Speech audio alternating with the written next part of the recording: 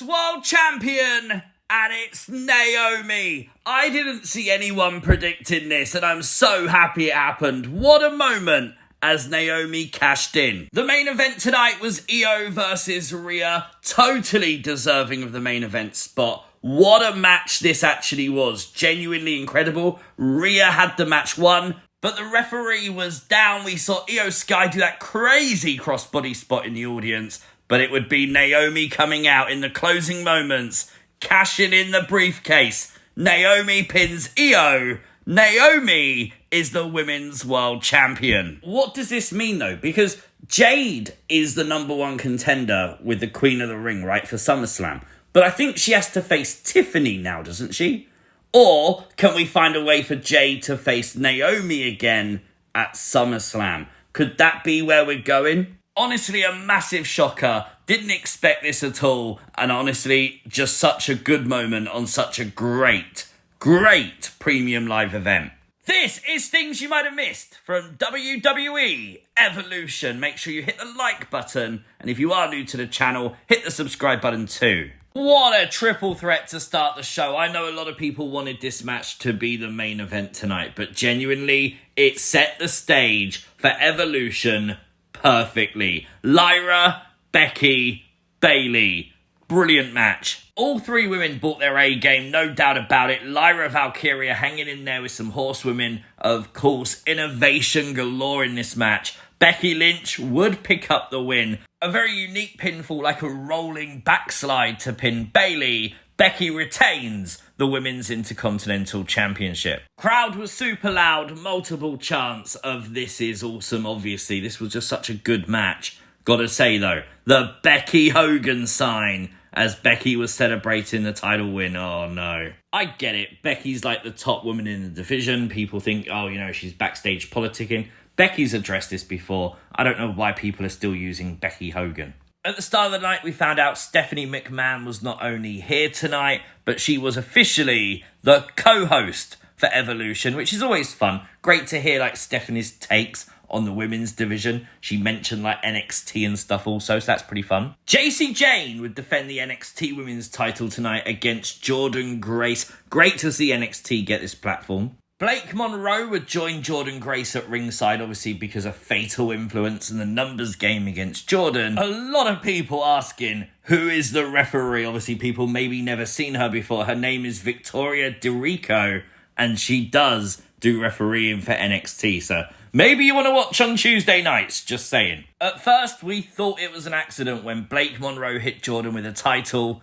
Well, Jacy Jayne would retain the belt, but it turns out Blake Monroe turned heel. Blake Monroe turning on Jordynne Grace. This is great for Blake Monroe. This is exactly the role she should be in. But look at the face of Jordan. I don't know if Blake Monroe wants to hang around because I think vengeance is going to be painful. As for the NXT Women's Champion Jacy Jayne, though, she will go on to next Saturday at TNA Slammiversary, where she'll take on Masha Slamovic for both the TNA Women's title and the NXT Women's Championship.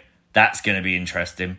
Our commentary team tonight was Wade Barrett and Michael Cole. And one thing I really loved, very early on in the show, they spoke about the horsewomen and stuff, and Michael Cole did name Sasha Banks. With everything that's happened between Sasha and WWE, now Mercedes Moné in AEW, I'm glad they wasn't worried about saying her name tonight, because she definitely deserves that partial recognition at Evolution. The Judgment Days, Raquel Rodriguez and Roxanne Perez would successfully defend the women's tag team gold tonight in the Fatal 4-Way.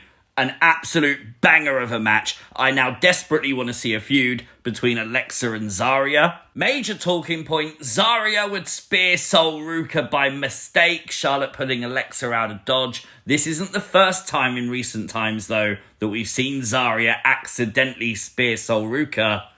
Is that going to be a thing? Are they planting the seeds for a Zaruka split? We've asked that question on NXT things you might have missed in recent weeks. It also created the talking point of Alexa and Charlotte. Of course, these are just allies of convenience. Now, seemingly more friendly after this match, maybe a bit more respect for one another. Obviously, Alexa got saved by Charlotte Flair. And what a great crowd reaction for Charlotte as well. Do you remember WWE tried so much to make Charlotte a babyface and none of it worked? Well, the pairing with Alexa Bliss has definitely done something because the crowd was on fire for Charlotte tonight. You may have noticed an Easter egg on Trish Stratus' attire tonight. Obviously, you see the buckle there. It is, of course, paying homage to the old WWF Women's Championship gold. That was cool to see. Tiffany Stratton would retain the championship tonight. Got to ask the question though, did she seem a lot more heelish to everyone else? Because she definitely did to me.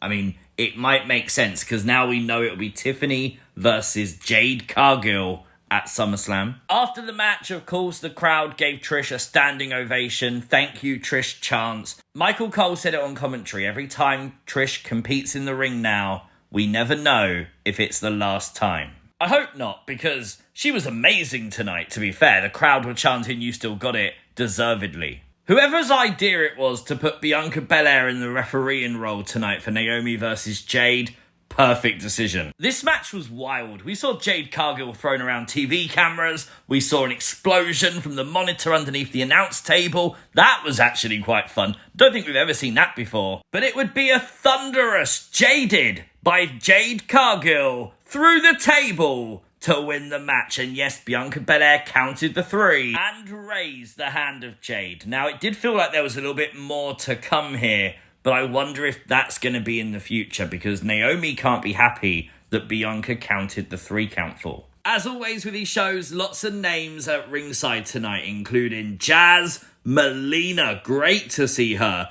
Tori Wilson, who, by the way, I don't think has aged in the last 20 years. I'm being perfectly honest. I want to know what kind of time machine she's got, genuinely.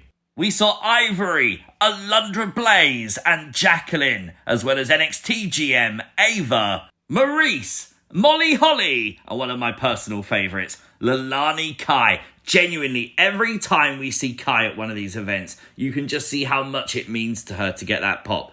Absolutely love to see it. Hopefully they bring her out more often just for that reason. Mark Henry was here because why not? And yeah, excuse you, Vicky Guerrero. Haven't heard that on WWE TV for a while. Good pop from the crowd too. The Women's Battle Royal was the penultimate match of the show. The first elimination was Tatum Paxley, which was absolutely criminally in 3 seconds? NXT's Kalani Jordan got the Kofi Kingston spot, showing her gymnast skills to uniquely get back in the ring. That was cool. It would be Raw's Stephanie Vaquer who would pick up the massive win tonight, winning the Battle Royal, and now she's off to Clash in Paris to fight for the Women's Championship. Who would have ever thought that the Devil's Kiss move would win a Battle Royal, but it did tonight? Well, take nothing away though from the runner-up, Lash Legend. She looked amazing tonight. She got big moments like eliminating Nikki Bella, helping to eliminate Nia Jax, and she looked good.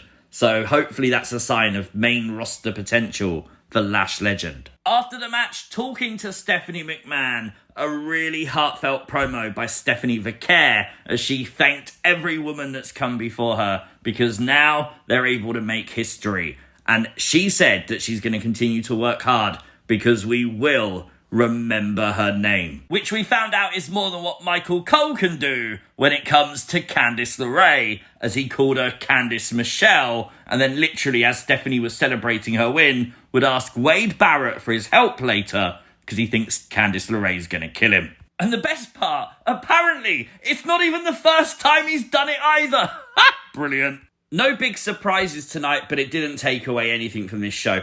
Everything delivered, and I can't give it less than a 10. This was a 10 out of 10 show by the WWE's women's division. Let me know your thoughts in the comments down below. Like the video, subscribe to the channel, and I'll see you tomorrow for Raw. Peace!